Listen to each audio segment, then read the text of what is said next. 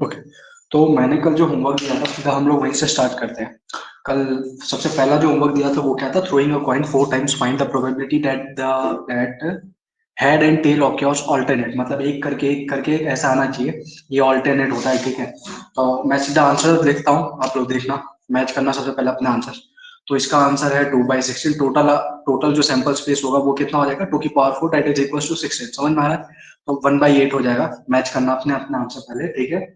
फिर no two consecutive heads, लगातार कोई भी हेड नहीं आना चाहिए। तो ये क्या हो जाएगा, 8/16 दैट इज 1/2।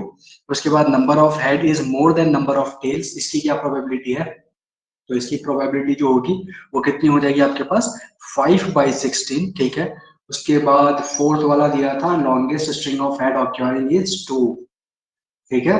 तो ये कितना हो जाएगा, इसको 1 में से माइनस कर देंगे डेफिनेटली, क्योंकि हेड आना, जो लगातार हेड हेड आने वाला है वो हम पाप माइनस पुण्य वाला फंडा लगा देंगे यहाँ पर भी। और आपके पास जो आंसर हो जाएगा 1 - 3/16 हो जाएगा, डेट इज इक्वल टू 16 - 3/16, ठीक है, मतलब 13/16। ओके, चलो बताओ इसमें से कितने गलत है और कितने सही है तुम्हारे। आंसर बताओ फटाफट, कितने सही है और कितने गलत है। सारे सही है, सारे सही है। ये मजाक था या फिर सही में सीरियसली सारे सही है? क्या बात है, ऑसम। मतलब ऐसे चलते रहोगे तब तो फिर टेंशन ही क्या है फिर, ठीक है। और किस किस के सही है? बस भैया लास्ट वाला गलत है, बाकी सारे सही है। ओके, वेरी गुड, चलो बहुत बढ़िया। चलो मतलब इसको डिस्कस करने की जरूरत नहीं है, ठीक है। चलो फिर हम नेक्स्ट होमवर्क की तरफ बढ़ते हैं, किसी को डाउट हो तो पूछ लिया करो उसी टाइम।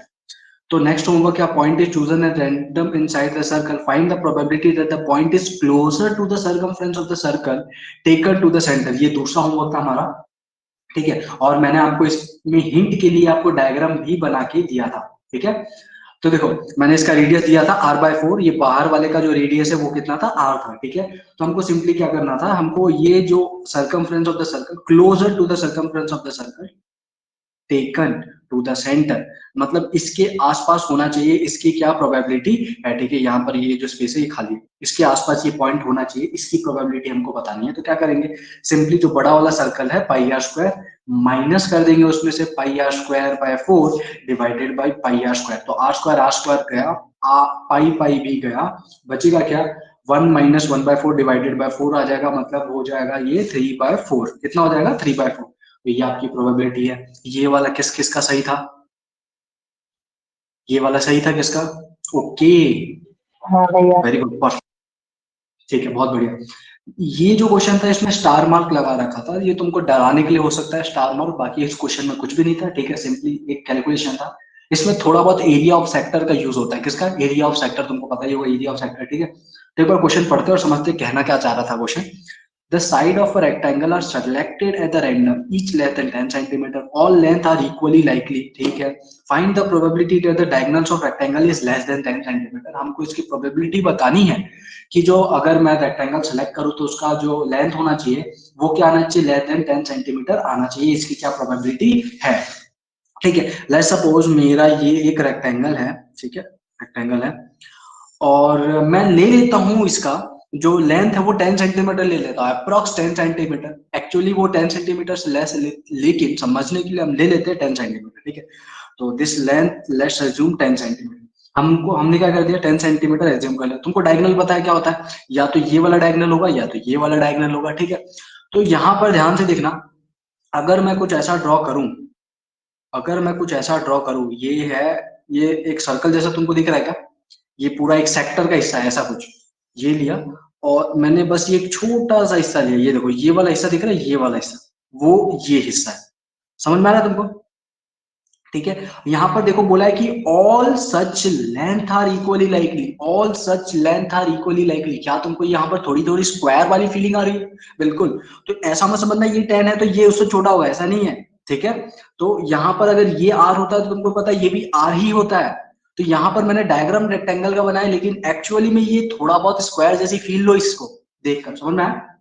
ओके भैया, तो हम क्या लगाने वाले हैं, हमारे जो भी आने चाहिए सारे के सारे, ऐसा हो सकता है कि यहां से अगर देखो तो ये हो सकता है, ऐसे करके कुछ भी हो सकता है ना, ये कुछ भी, ठीक है, तो हम क्या करेंगे, एरिया ऑफ सेक्टर, क्या लगाएंगे, एरिया ऑफ सेक्टर। तुमको पता है एरिया ऑफ सेक्टर कितना होता है, किसी को पता है एरिया ऑफ सेक्टर कितना होता है, बोलो बोलो जल्दी बोलो, एरिया ऑफ सेक्टर। ऑब्वियसली हम पूरे एरिया से डिवाइड करेंगे, सैंपल स्पेस तो पूरा एरिया है ना, ये पूरा एरिया क्या हो जाएगा अपना सैंपल स्पेस, और ये जो पूरा एरिया ये कितना होगा, 10 का स्क्वायर। समझ में आया, पूरा एरिया सैंपल स्पेस में आएगा वो 10 का स्क्वायर होगा। ये ऊपर वाले एरिया क्या होगा, जल्दी बताओ, ये ऊपर वाला एरिया ऑफ सेक्टर होगा, that is equal to 10 into pi upon 2 into 2। समझ में आया भैया, ये 2 इंटू 2 कहां से आ गया, चलो इसको हटाया, that is equal to pi by 4। देखो एक चीज और समझना, मैं तुमको वापस कल के टॉपिक में ले चलना चाहता हूं, जब मैंने एक लिखवाया था तुमको नोट, क्या किसी को वो नोट याद है, मैंने बोला था ये नोट ऐसे, तो मतलब तुमको पहले बता चुका हूं, फिर भी बता रहा था, वो नोट अगर मेरे को मिल जाए तो मैं तुमको दिखाता हूँ, note note note.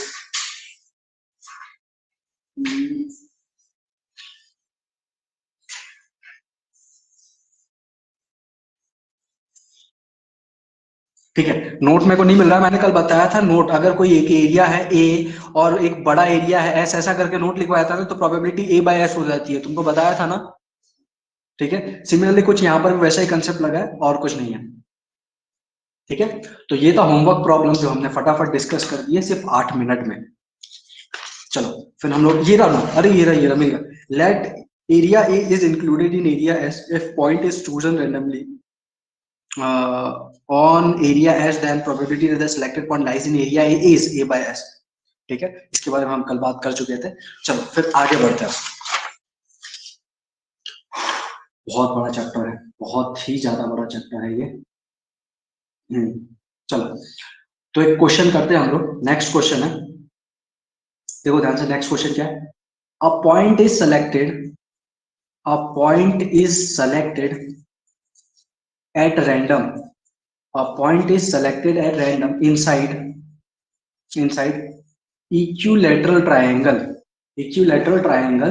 of side 3 centimeter, side उसका 3 centimeter है, find the probability that selected point on it lies at a distance greater than 1 from every vertex of the triangle। ध्यान से सुनना, मैंने क्या बोला, find the probability that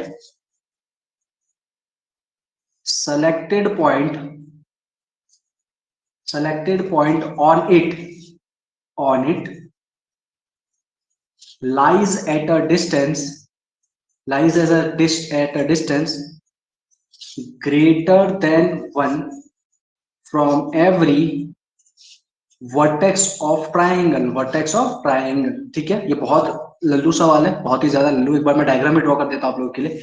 ये एक इक्विलेटरल ट्राइंगल है जिसका साइड इन्होंने 3 सेंटीमीटर दिए रखा है। हमको बोला गया कि हमने कोई भी एक रैंडम पॉइंट सेलेक्ट किया और बोला गया है कि वो जो रैंडम पॉइंट है ना, वो कहाँ होना चाहिए, हर वर्टेक्स से 1 सेंटीमीटर दूर होना चाहिए। ठीक है, मतलब लेट्स सपोज हमारा ये वर्टेक्स है, तो 1 सेंटीमीटर कितना होगा, जैसे ये 1 सेंटीमीटर होगा इतना, फिर ये 1 सेंटीमीटर और ये 1 सेंटीमीटर। ठीक है, तो 1 सेंटीमीटर ये हुआ, तो 1 सेंटीमीटर का यहाँ पर आर्क बना दो। ठीक है, तो ये होगा एक आर्क, ठीक है, सेक्टर भी बोल सकते हैं। ठीक है, तो ये आर्क बनाया हमने, इसके उधर ही होना चाहिए। सिमिलरली यहां से भी 1 सेंटीमीटर, ये जो है ना, ये 1 सेंटीमीटर, ये क्या है 1 सेंटीमीटर, ये भी 1 सेंटीमीटर और ये भी 1 सेंटीमीटर 1 सेंटीमीटर, मतलब इसके दूर होना चाहिए, मतलब इस वाले एरिया में होना चाहिए हमारा जो पॉइंट है, तो उसकी क्या प्रोबेबिलिटी होगी। ठीक है, समझ गया क्वेश्चन तुम लोग, हमारा जो कहाँ होना चाहिए, इस वाले हिस्से में होना चाहिए, तो उसकी प्रोबेबिलिटी हमको बतानी है कि क्या होगी। इस लल्लू क्वेश्चन जल्दी बताओ, आंसर कोई बताओ फटाफट।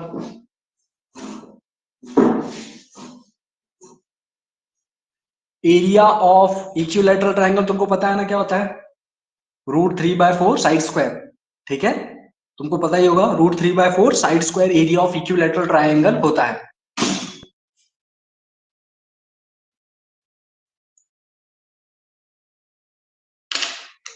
इस पूरे में से ये वाले एरिया को माइनस कर दो, बचा ही क्या फिर।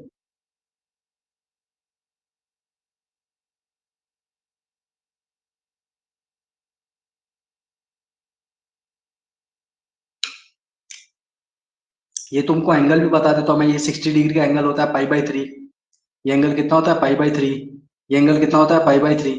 अब एरिया ऑफ सेक्टर तो लगा ही सकते हो ना।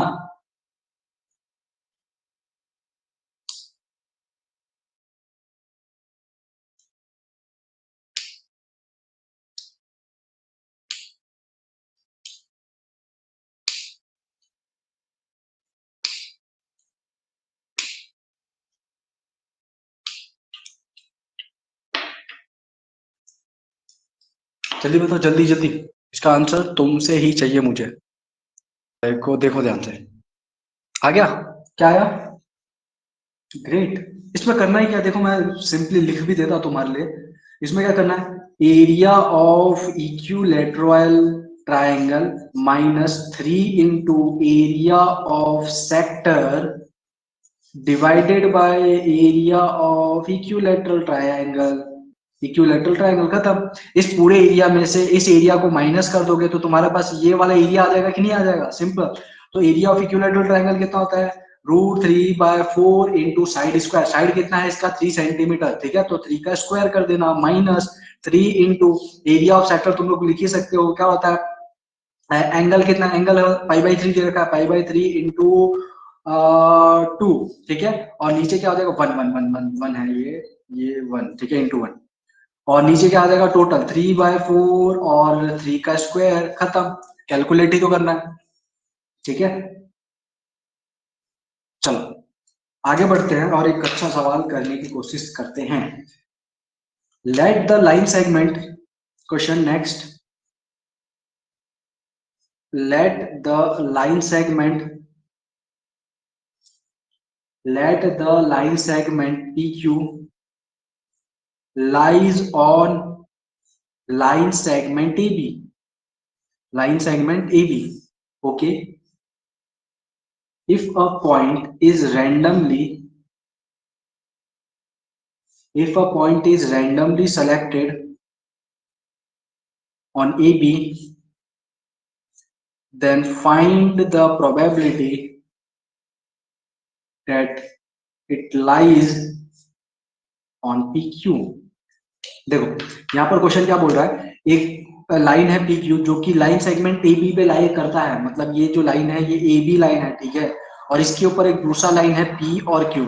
मैंने एक पॉइंट सेलेक्ट किया रैंडमली, AB के ऊपर कोई भी एक लाइन पॉइंट सेलेक्ट किया। तुमको इस बात की प्रोबेबिलिटी निकालनी है कि वो जो पॉइंट होगा वो PQ पे लाई करे। इसकी क्या प्रोबेबिलिटी है, ठीक है? इसकी क्या प्रोबेबिलिटी कि वो लाइन PQ पे लाई, वो जो पॉइंट है वो PQ पे लाई करेगा। ऑसम ऑसम, ये किसने आंसर बोला? एकदम सही आंसर है, बिल्कुल परफेक्ट आंसर है। हम जो पॉइंट ले लेते हैं, लेट्स सपोज एक यहाँ पर फंक्शन बनाए थे P ऑफ x, तो ये क्या हो जाएगा? AB, सॉरी AB नहीं, PQ। किस पे चाहिए? PQ पे चाहिए, तो PQ divided by AB। Total हमारे पास जो टोटल सैंपल स्पेस है वो कितना है? AB। चाहिए किस पे? PQ पे चाहिए, तो PQ डिवाइडेड बाय AB। खत्म, बहुत वेरी गुड, जिसने भी आंसर बोला ऑसम, ठीक है? मतलब तुम लोग को प्रोबेबिलिटी समझ में आ रही है, and that is nice about it. चलो आगे बढ़ते हैं और नेक्स्ट जो क्वेश्चन है तुम्हारा जो फेवरेट है उसका एक क्वेश्चन देता हूं मैं। लेट k बिलोंग्स टू 0,10, ठीक है? k कोई एक नंबर है जो 0 से लेकर 10 के बीच में बिलोंग करता है। Find the probability that equation 2x square plus kx plus 4 equals to 0 has real roots। अगर k की वैल्यू 0 से लेकर 10 के बीच में बिलोंग करती है तो इस बात की क्या प्रोबेबिलिटी है कि इस इक्वेशन के रूट्स रियल होंगे? जल्दी बताओ, सोचो फटाफट। रियल रूट्स के लिए हम लोग क्या करते हैं? d greater than equals to 0। Real roots कब होते हैं? जब d greater than equals to 0 होता है। हाँ भैया होता तो है, ठीक है? तो जल्दी जल्दी बताओ।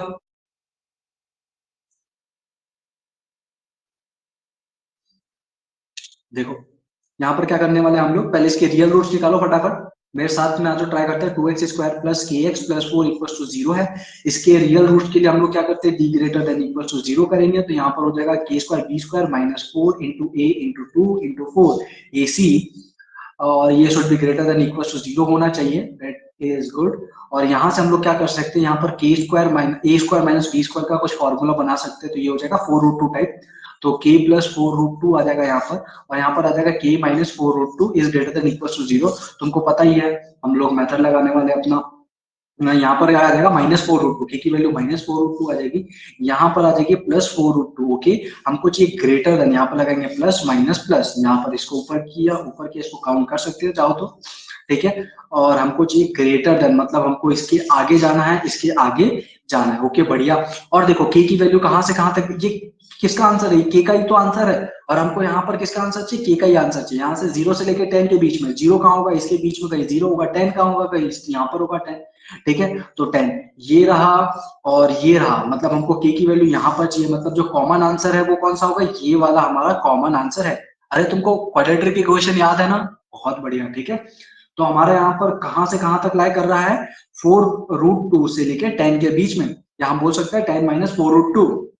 ये जो है ना, ये कितना होगा, ये जो एरिया दिख रहा है, ये जो लेंथ है, ये कितना है, ये जो लेंथ है ये पूरा कितना है, 10 माइनस 4√2, ठीक है। तो हम लेंथ के टर्म में यहाँ पर प्रोबेबिलिटी निकालेंगे, तो यहाँ पर कितना हो जाएगा 10 माइनस 4√2, टोटल कितना है नीचे 10, समझ में आया, टोटल कितना है 10, तो 10 minus 4√2 divided by 10, this is your answer.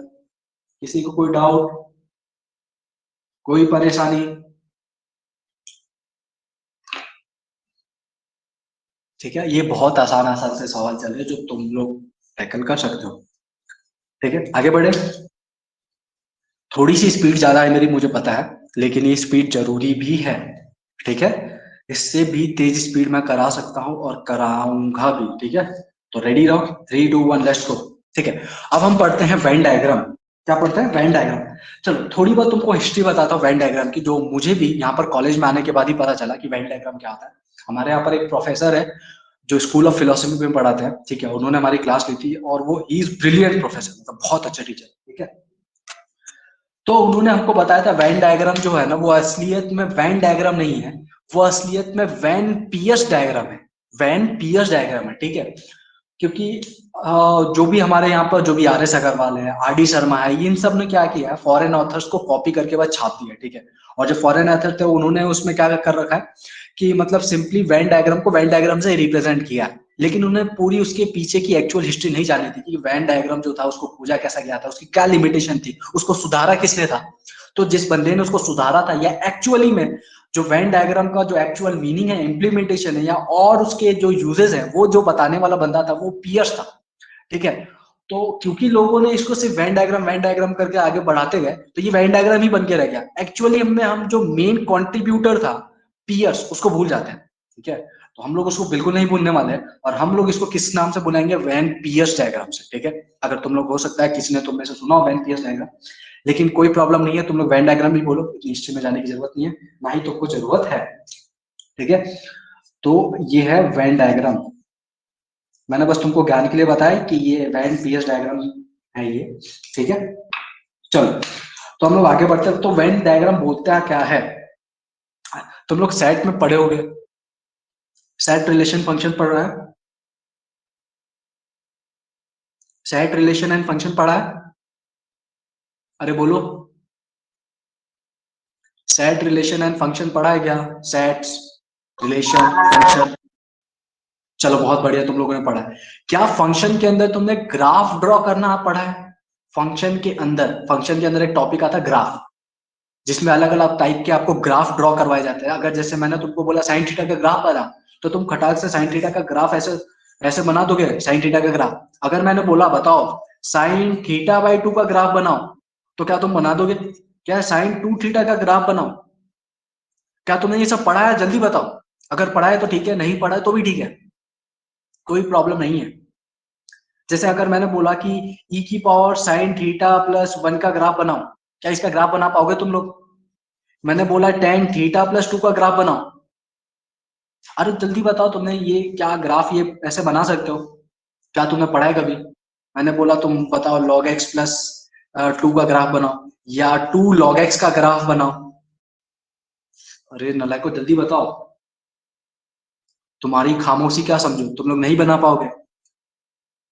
इतना बता दो तुमने ये सब पढ़ा है कि नहीं पढ़ा है, बस इतना जानना चाहता हूँ। अगर पढ़ा है तो ये बना नहीं पता। अच्छा ये वाला नहीं पढ़ा, बहुत बढ़िया। ठीक है, तो हम लोग आगे बढ़ते हैं और वेन डायग्राम के बारे में जानते हैं। वेन डायग्राम तो ऐसे तुमको पता है, मैं जल्दी जल्दी बता देता हूँ फिर भी थोड़ा सा। लेट सपोज हमारे पास ये ए है, ठीक है, ये कुछ भी है। जैसे इसको वेन डायग्राम को एक बड़े से बक्से के जैसे समझा करो, एक बड़ा सा बक्सा है जिसमें एक दूसरा बक्सा रखा हुआ है, ठीक है, ऐसा कुछ। तो जो बड़ा वाला बॉक्स है इसको हम बोलते हैं यूनिवर्सल सेट। क्या बोलते हैं? यूनिवर्सल सेट, जिसमें सब कुछ आता है, ए टू जेड जो भी होगा यूनिवर्सल सेट के अंदर ही आएगा।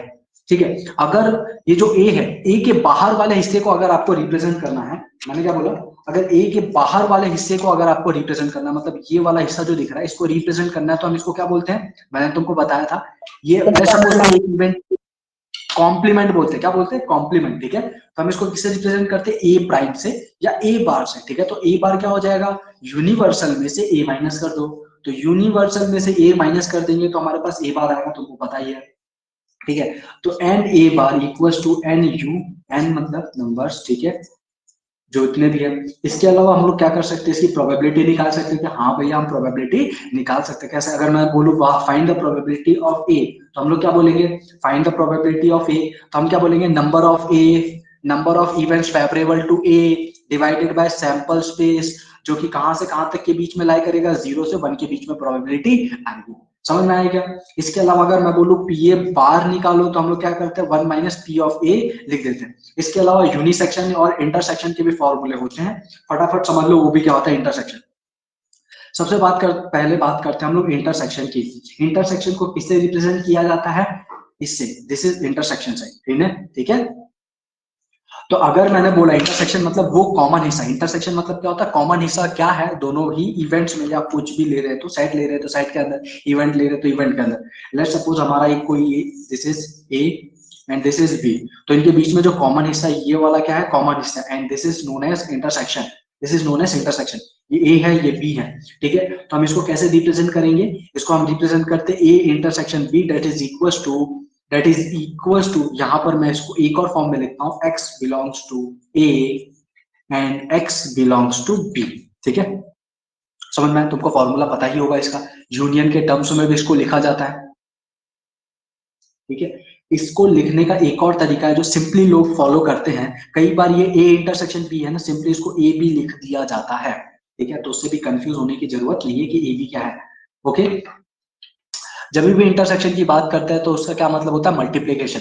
यूनियन की बात करते हैं उसका क्या मतलब होता है? Plus, addition. ठीक है, तो आ जाओ, यहां पर हम लोग यूनियन की भी बात कर लेते हैं। यूनियन, ठीक है, तो यूनियन क्या होगा? ये हमारा कोई एक बड़ा सा सेट है, मतलब यूनिवर्सल सेट है, उसके अंदर कोई ए है कोई बी है।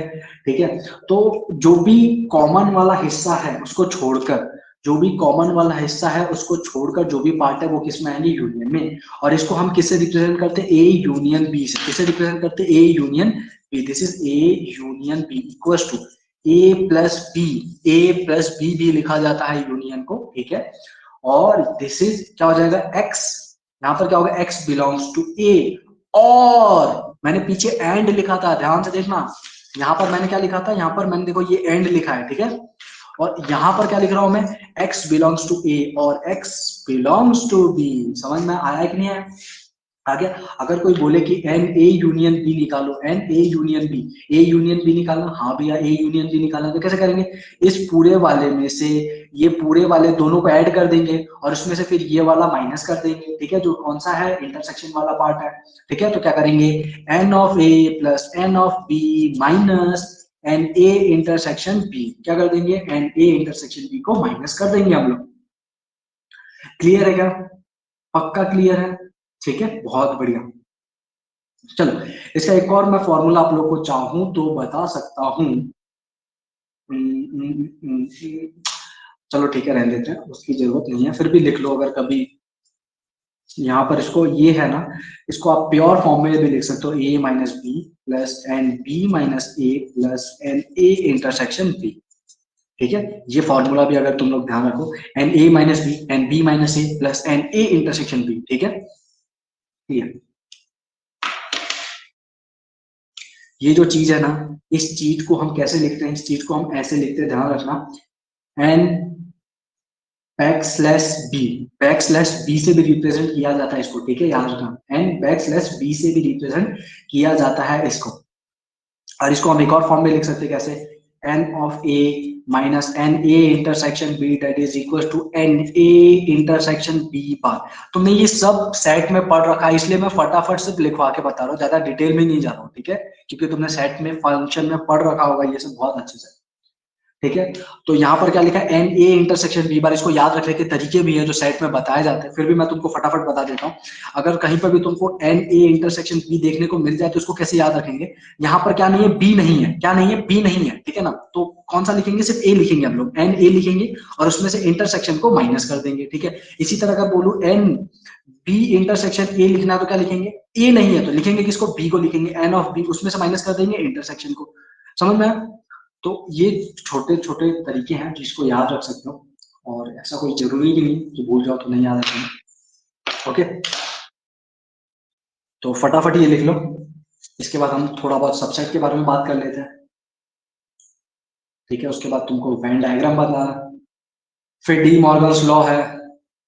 अगर मैंने सेट पढ़ाया होता ना तो तुमको अभी बिल्कुल ये सब नहीं बताता रहा, सीधा सवाल, क्योंकि मैंने सेट नहीं पढ़ा है इसलिए मेरे को पढ़ाना पड़ रहा है, क्योंकि तुम ठहरे नालायक, पता नहीं तुम्हारा।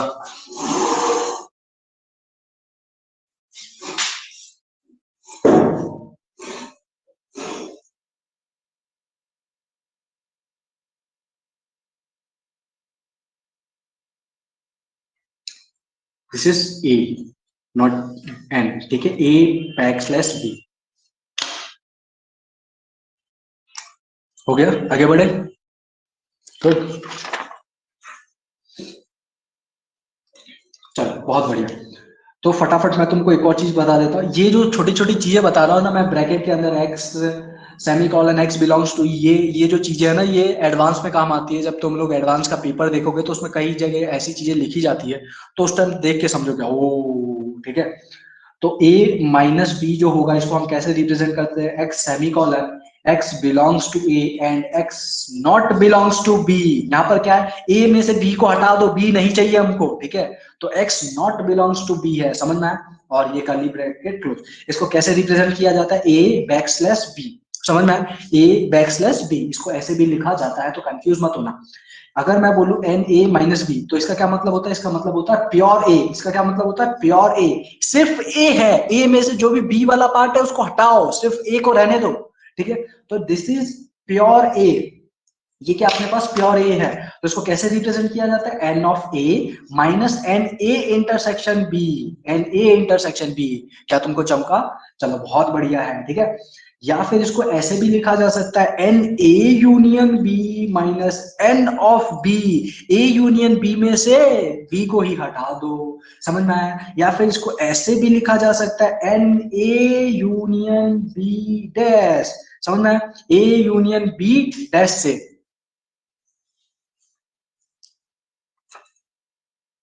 एक मिनट, मैंने पीछे शायद ए यूनियन बी नहीं है, ये ए इंटरसेक्शन बी डैश है,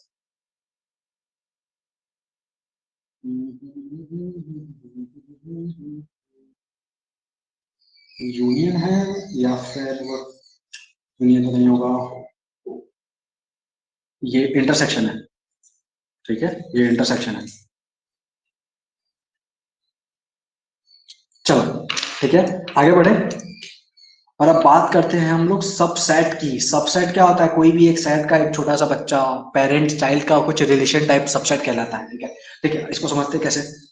let's suppose this is our universal set, इसके अंदर एक कुछ है जिसको हम मैंने बी बोला, एक कुछ है जिसको हम ए बी बोला, ये छोटा सा है, ये बी है, ठीक है, जो ए के अंदर है, ए के अंदर क्या है, बी है, तो मैं क्या बोलूंगा, B is subset of A, B is subset of A, B is subset of A, ठीक है।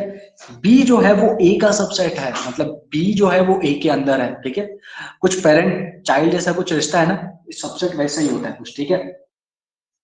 नोट, यहाँ पर नोट करने वाली बात ये है, ध्यान से देखो, नोट करने वाली क्या बात है यहाँ पर, if B is not equal to A, if B is not equal to A and B belongs to B belongs to A, then B is called proper subset of A. ध्यान से सुनना, मैंने यहां पर क्या बोला, यहां पर बोला है कि जो बी है ना वो ए के तो अंदर है, मतलब जो बी है वो ए से बिलोंग करता है, लेकिन जो पूरा का पूरा बी है वो पूरे के पूरे ए के इक्वल नहीं है, मतलब बी और ए पूरा इक्वल नहीं है। ए का कुछ हिस्सा बी है लेकिन पूरा ए पूरा बी नहीं है, ठीक है। और इसी टाइप के सबसेट को हम प्रॉपर सबसेट बोलते हैं। समझ में आया, क्या बोलते हैं हम, प्रॉपर सबसेट बोलते हैं, ठीक है। तो अगर मैं बोलूं बी इंटरसेक्शन ए, तो इसका क्या मतलब हुआ कि ए और बी में कॉमन पार्ट, मैंने क्या बोला यहाँ पर, बी इंटरसेक्शन ए, मतलब बी और ए में कॉमन पार्ट, तो कॉमन हिस्सा कौन सा होगा बी इंटरसेक्शन ए में, ऑब्वियसली अगर बी ए का सबसेट है पार्ट होगा वो बी होगा, तो यहाँ पर क्या आएगा बी। समझ में आया क्या, हाँ भैया समझ में आया। अगर मैं बोलूं B union A, B union A मतलब एडिशन पूरा का पूरा सेट, तो बी यूनियन ए अगर बी ए का सबसेट है तो क्या होगा ए आएगा। समझ में आया क्या, ऑल क्लियर, पक्का, चलो ठीक है। अब कुछ मैं तुमको ड्रॉ करना बताता हूँ चीजें, ठीक है, ध्यान से देखना, हम क्योंकि ड्रॉ करेंगे और ये आगे चल के तुम्हारे काम आएगी, तुम्हारा सेट भी मजबूत हो सकता है इससे, अगर ढंग से देखो तो। प्रोबेबिलिटी में सेट थ्योरी पढ़ा रहा हूँ, है ना, कितनी अच्छी बात। चलो, तो अगर किसी ने तुमको बोल दिया या एग्जाम में क्वेश्चन आ गया, ऐसे तो नहीं आएगा, ठीक है, ड्रॉ ए इंटरसेक्शन बी का डैश, क्या ड्रॉ करना है, ए इंटरसेक्शन बी का डैश। समझ में आया, तुमको वो हिस्सा शेड करना है, वो हिस्सा शेड करना है जो ए इंटरसेक्शन बी के अंदर नहीं है। समझ में आया कि नहीं आया, आ गया, चलो बहुत बढ़िया। मैंने क्या तुमको डी मॉर्गन्स लॉ बताया, नहीं बताया डी मॉर्गन्स लॉ, अभी बताता हूँ थोड़ी देर में। चलो मैं पहले डी मॉर्गन्स लॉ बता ही देता हूँ। D Morgan's law, D Morgan's law क्या कहता है, डी मॉर्गन्स जो लॉ होता है वो कहता है कि अगर ए इंटरसेक्शन बी का डैश लिखा हुआ है तो हम इसको पलट के, ये अगर इंटरसेक्शन को अंदर ले जाऊं, सॉरी ये इंटरसेक्शन नहीं, डैश को या प्राइम को या बार को अगर अंदर ले जाऊं तो क्या होता है, इसके ऊपर डैश लग जाएगा, बी के ऊपर भी डैश लग जाएगा, लेकिन जो इंटरसेक्शन वो किस में बदल जाता है, यूनियन में बदल जाता है। मतलब ये क्या हो जाएगा, A dash union B dash. समझ में आया, इसका जस्ट अपोजिट इसका ये होगा, अगर ये है ऐसा, अगर इसको ऐसा लिखना है, कॉमन लेना है डैश, तो यूनियन का इंटरसेक्शन हो जाएगा, ठीक है। This is D Morgan's law, इसके अलावा और कुछ नहीं खास है, ठीक है। अगर यहाँ पर इंटरसेक्शन होगा तो यूनियन बन जाएगा, यूनियन होगा तो इंटरसेक्शन बन जाएगा, और कुछ नहीं, ठीक है। तो हमको ये ड्रॉ करके बताना है, क्या ड्रॉ करना है, ए इंटरसेक्शन बी का डैश कर ड्रॉ करके बताना है। तो सिंपली हम कैसे ड्रॉ कर सकते हैं, देखो ध्यान से, ये हमारे पास एक यूनिवर्सल सेट है, ठीक है, ये हमारे पास ए है, ये हमारे पास बी है, this is A, this is B, ठीक है। अब ध्यान से देखना, हमको क्या ड्रॉ करना है, हमको ड्रॉ करना है A intersection B. A intersection B कौन सा, ये वाला हिस्सा है, लेकिन हमको उसका डैश चाहिए, हमको ए इंटरसेक्शन बी नहीं चाहिए, मतलब इसके बाहर वाला जितना भी हिस्सा दिख रहा है, इसके बाहर वाला जितना भी हिस्सा दिख रहा है वो सब किसके अंदर आ जाएगा, ए इंटरसेक्शन बी के डैश में आ जाएगा। समझ में आया क्या, आ गया समझ में, ठीक है। ये वाला हिस्सा छोड़ के जितना भी हिस्सा बचा सब ए इंटरसेक्शन बी के डैश में आ जाएंगे। चलो सेकंड, ये तो फर्स्ट था, दिस इज फर्स्ट। सेकंड देख लो, ए यूनियन बी का डैश, ए यूनियन बी का डैश मतलब ए डैश इंटरसेक्शन बी डैश, ठीक है, ए डैश इंटरसेक्शन बी डैश। आ जाओ देखते हैं, ए यूनियन बी का डैश मतलब ए यूनियन बी, पूरा ए यूनियन बी है, उसका डैश चाहिए हमको, क्या चाहिए, dash. This is A, this is B, union मतलब ये पूरा का पूरा ए और बी, मतलब हमको ये पूरा नहीं चाहिए, तो क्या चाहिए, बाहर वाला हिस्सा जितना भी बचता है ये सारा किस में आ जाएगा, ए यूनियन बी के डैश में आ जाएगा। समझ में आया। इसी तरह अगर तुमको कोई बोले कि ड्रॉ करके बताओ A dash intersection B dash, तो हम कैसे ड्रॉ करेंगे इसको भी, ऐसे ऐसे, this is A, this is B, तो बाहर वाला हिस्सा क्या हो जाएगा, A dash intersection B dash, ठीक है, बाहर वाला हिस्सा, सिर्फ बाहर वाला हिस्सा। अगर तुमको किसी ने बोल दिया कि ड्रॉ करके बताओ ए डैश यूनियन, ये बहुत आसान है, बहुत लल्लू टाइप का, ए इंटरसेक्शन बी का डैश हो जाएगा कि नहीं हो जाएगा, ठीक है। अगर ये दे रखा है तो इसको इसमें कन्वर्ट कर लो और तुम्हारे पास अगेन वापिस यही आ गया, ठीक है, आ गया कि नहीं आ गया। ये इसके बाहर भी है ना, ये पूरा बाहर है, पूरा बाहर भी है, ठीक है, ये पूरा है, तो कंफ्यूज मत होना। इस वाले हिस्से को छोड़ के बाकी जितना भी बचा सब, ठीक है, क्या सेट समझ में आया? नहीं समझ में आया कोई बात नहीं, इसका ज्यादा यूज हम लोग नहीं करेंगे, बहुत कम यूज करेंगे, लेकिन बताना था सेट थ्योरी थोड़ी बहुत बतानी थी कि क्या होता है, वेन डायग्राम बताना था, हो गया क्लियर सब, ठीक है। अब आगे चलते हैं, वापस हम प्रोबेबिलिटी पे लौटते हैं और कुछ अच्छे सवाल करते हैं। चलो, तो सवाल पहला,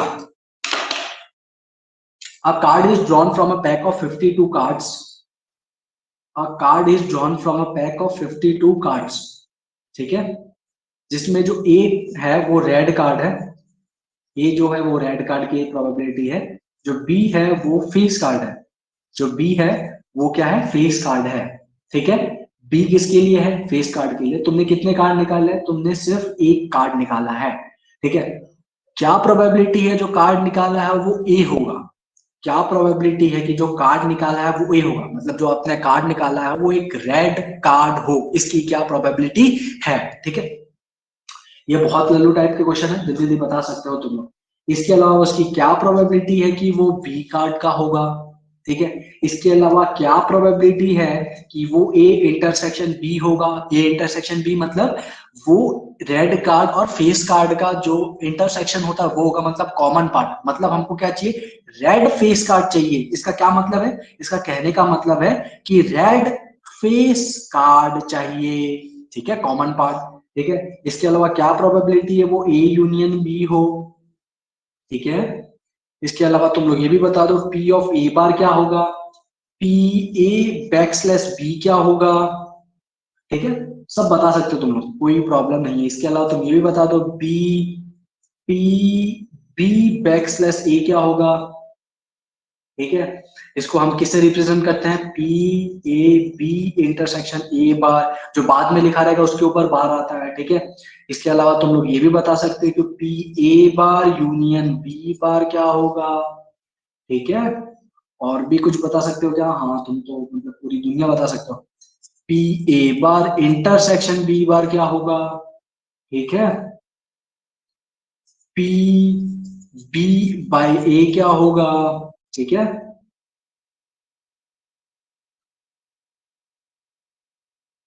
चलो बताओ फटाफट, मैं काफी सारे क्वेश्चन लिख दिए यहाँ पर।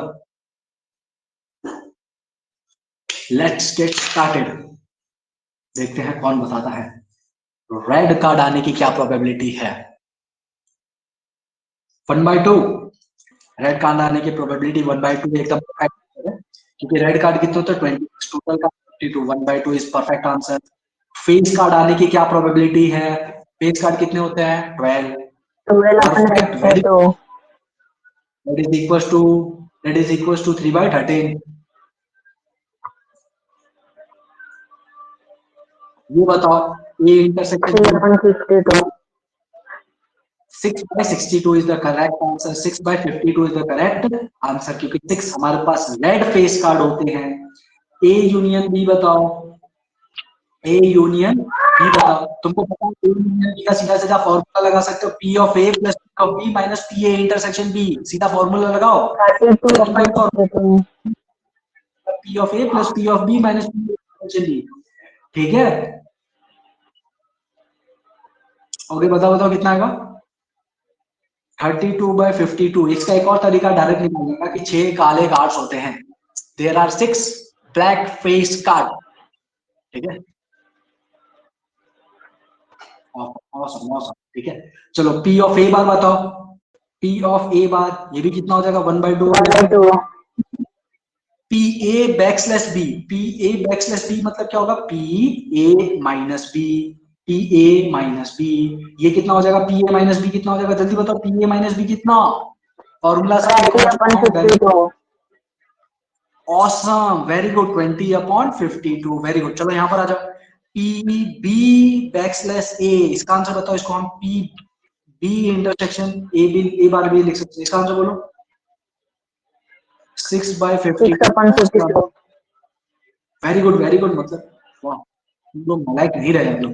ये बताओ इसमें क्या लगा देंगे हम लोग, डी मॉर्गन्स लगा दे क्या, हाँ भैया डी मॉर्गन्स लगा दो, तो क्या हो जाएगा, पी ए इंटरसेक्शन बी का बार हो जाएगा। मतलब बार जब भी लगता है हम क्या लिख सकते हैं इसको, 1 minus P A intersection B लिख सकते हैं क्या? हाँ भैया, हमको इंटरसेक्शन बी पता है।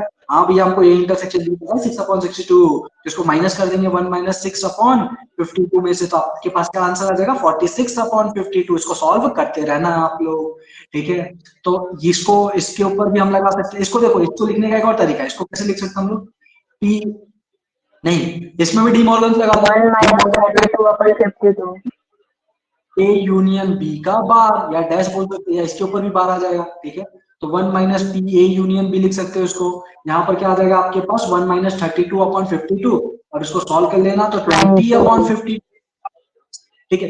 ये देखो ध्यान से, ये जो है ना, ये बैक स्लैश नहीं लिखा हुआ है, this is not back slash, ठीक है। ये बी बाय ए लिखा हुआ है। और ये जो होता है ना, इसको क्या बोलते हैं हम? Conditional probability.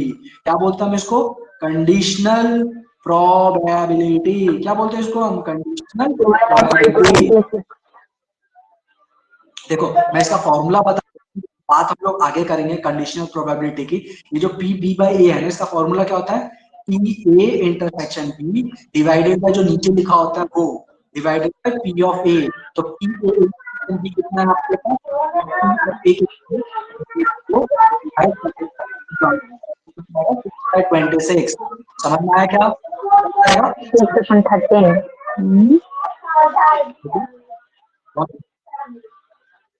इसी तरह आप लोग चाहो तो निकाल सकते हो P A divided by B, मतलब कंडीशनल कंडीशनल प्रोबेबिलिटी के बारे में हम आगे अच्छे से बात करेंगे, डोंट वरी, ठीक है। अभी बस ये फॉर्मूला देख लो, P A intersection B divided by P of A. यहाँ पर भी क्या हो जाएगा? P A intersection divided by P of A. इसको निकालोगे तो आंसर, ठीक है। समझ में आया? चलो, लिख लिया? कोई पीछे छूट तो नहीं रहा है? कहीं पर भी डाउट आए तो तुरंत पूछ लिया करो, ठीक है। हम लोग आगे बढ़ते, फिर स्पीड तेज ही रखेंगे, स्पीड कम करने का सवाल ही नहीं उठता। चलो, नोट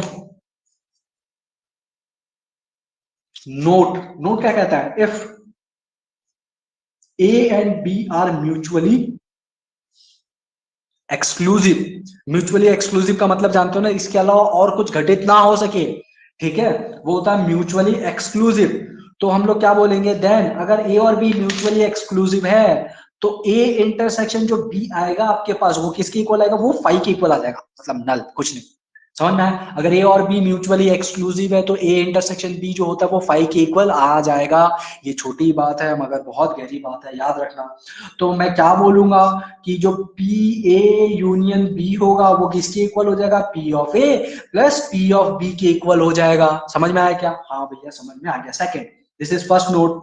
सेकेंड देखो, if A and B are exhaustive event. मैंने क्या बोला? If A and B are exhaustive events, ठीक है। अगर वो ए और बी एग्जॉस्टिव इवेंट है, तो मैं क्या बोल सकता हूँ कि पी ए यूनियन बी जो होगा वो उसकी वैल्यू किसकी इक्वल हो जाएगी? 1 के इक्वल हो जाएगी। पी ए यूनियन बी जो होगा वो किसकी, यहाँ पर ये पी प्रोबेबिलिटी है ना, समझ जाओगे ना। पी ए यूनियन बी की जो वैल्यू है वो किसके इक्वल हो जाएगी? 1 के इक्वल हो जाएगी। भैया ऐसा कैसे हो सकता है? पी ए यूनियन बी की वैल्यू 1 के इक्वल कैसे हो सकती है? क्यों? क्योंकि उस टाइम जो ए यूनियन बी होगा ना, वो ही सैंपल स्पेस हो जाएगा। क्या हो जाएगा? वो पूरा का पूरा क्या हो जाएगा? सैंपल स्पेस बन जाएगा। क्यों? क्योंकि ये एग्जॉस्टिव इवेंट है। समझ रहे हो ना? चलो, बहुत बढ़िया। अगर भैया यहाँ पर तो आपने बोला कि सिर्फ एक और दो इवेंट ए और बी है, इसकी जगह हमारे पास कुछ एन इवेंट आ जाए, A1 A2 A3 A4 dash dash dash up to AN, ये सारे के सारे म्यूचुअली एक्सक्लूसिव हो गए, तब तो हम गए, ठीक है। उस टाइम हम लोग क्या करेंगे भैया? चलो देखते हैं फिर। अगर थर्ड पॉइंट देख लो कि अगर if A1 A2 A3 dash up to AN तक ये सारे के सारे म्यूचुअली एक्सक्लूसिव है एंड एग्जॉस्टिव भी है। क्या है ये? एग्जॉस्टिव भी है, एग्जॉस्टिव इवेंट्स है भैया। तब हम लोग क्या करेंगे? कंगाल हो जाए क्या? हाँ, कंगाल हो जाओ। तो मैं क्या बोलूंगा? P A1 union A2 union A3 dash dash dash up to तक, कहां तक? AN तक। कहां तक? अप टू AN तक।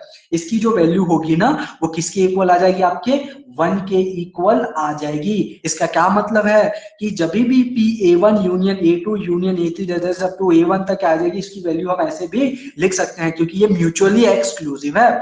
यहाँ पर देखो क्योंकि ये म्यूचुअली एक्सक्लूसिव है तो PA यूनियन B को हमने क्या लिखा था, PA प्लस PB लिखा था। इसी तरह क्योंकि यहाँ पर ये म्यूचुअली एक्सक्लूसिव है तो हम इसको क्या लिख सकते हैं, PA1 plus PA2 plus PA3 up to कहां तक चला जाएगा, ये अप टू PAN तक चला जाएगा। क्या तुमको बात समझ में आई? ठीक है, समझ में आ गया ना? चलो फोर्थ स्टेप, फोर्थ नोट। ठीक है, अगर भैया कुछ ऐसा दे रखा कि PA union B union C कुछ दे रखा हो तो हम लोग क्या करेंगे, जिसमें A B C के बीच में कुछ नहीं बोला गया है कि ये म्यूचुअली एक्सक्लूसिव है या एग्जॉस्टिव है, कुछ नहीं बोला गया है, बस हमको दे दिया गया है कि लो भिड़ो इससे। तो हमको पता है, हमको एक फॉर्मूला पता है। इसी तरह तुमको एक और फॉर्मूला याद होगा, A plus B plus C का होल स्क्वायर। किसी को याद है क्या? उसका यहां से कुछ लेना देना नहीं है, फिर भी पूछ रहा हूं। ठीक है, याद नहीं हो तो याद कर लेना।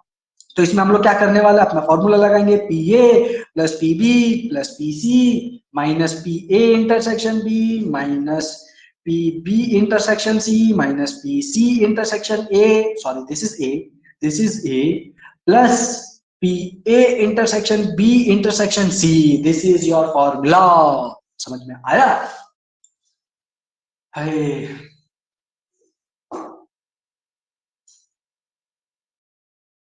फटाफट देख लो, कुछ किसी को भी कहीं पर भी डाउट हो तो पूछ सकता है।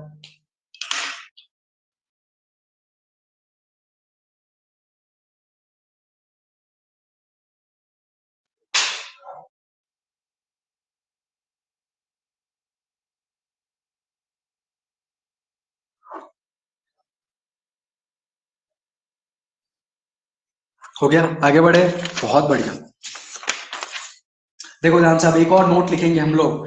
ये मैंने पहले लिखवाया था लेकिन समझा अभी रहा हूं। मैंने तुमको एक चीज लिखवाया था, odd in favour, odd in against या ऑड अगेंस्ट, ये लिखवाया था ना, कुछ याद है तुमको? सेकंड लेक्चर में था शायद, ऐसा कुछ लिखवाया था। हाँ।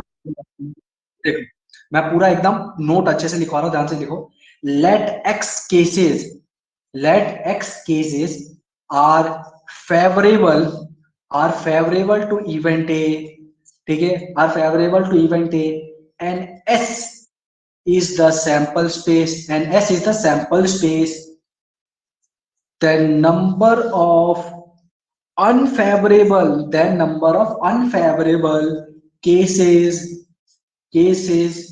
will be S minus X। हाँ भैया, S minus X होगा। then odds in favor of A is equal to favorable to A divided by unfavorable to A। ये फॉर्मूला है, तो फेवरेबल टू A में कितने होंगे, X, अनफेवरेबल टू A में कितने, S माइनस X, तो X upon S minus X। समझ में आया क्या? हाँ भैया आ गया। Again and odds against A, समझ में आया? तो इसमें क्या करेंगे, जस्ट इसका अपोजिट हो जाता है, वो क्या हो जाएगा, S minus X upon X, that is equal to S upon X minus 1। समझ में आया? चलो बहुत बढ़िया, ठीक है। तो एक क्वेश्चन लिखते हैं हम लोग।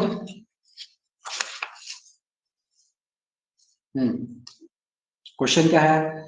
क्वेश्चन ऐसा है कि consider a bag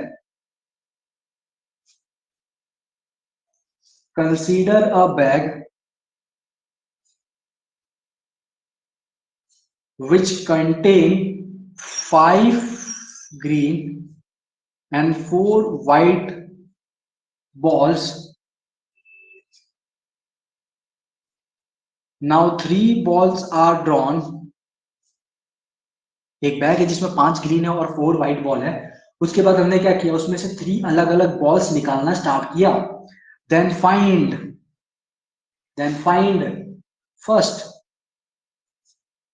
odd against these being all green, second odd in favor these being all white. Third, छोड़ो थर्ड नहीं निकालते, ठीक है। Next question, this is your homework problem, ठीक है। इसके अलावा नेक्स्ट जो होमवर्क प्रॉब्लम है उसमें क्या बोल रहा हूँ मैं, पी ए यूनियन बी जो है आपके पास 7/8 है, पी ए इंटरसेक्शन जो बी है वो आपके पास 1/4 है, इसके अलावा पी ए बार जो है वो आपके पास 5/8 है। आपको क्या निकालना है, आपको निकालना है फर्स्ट पी ऑफ बी निकालना है, second P A backslash B निकालना है, ठीक है।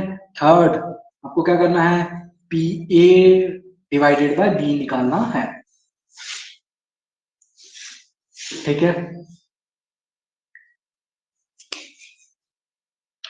जो भी होमवर्क देता है उसको ट्राई किया करो, मुझे पता है आप लोगों का स्कूल का होमवर्क कुछ ज्यादा ही है आजकल का, बाकी ट्राई पूरा कर लिया करो, क्योंकि ज्यादा होमवर्क देता भी नहीं, 3 से 4 क्वेश्चन ही देता हूँ, ठीक है। और अभी तो मैं आपको शीट में से भी होमवर्क नहीं दे रहा हूँ, तो मजे ये तुम्हारे। बाकी बताओ, तुमने शीट में जो भी तुम्हारे पास नोट्स या जो जिस बुक को भी फॉलो करते हो वो पूरा सॉल्व कर रहे हो ना, ठीक है। अगर उसमें किसी को डाउट है तो मतलब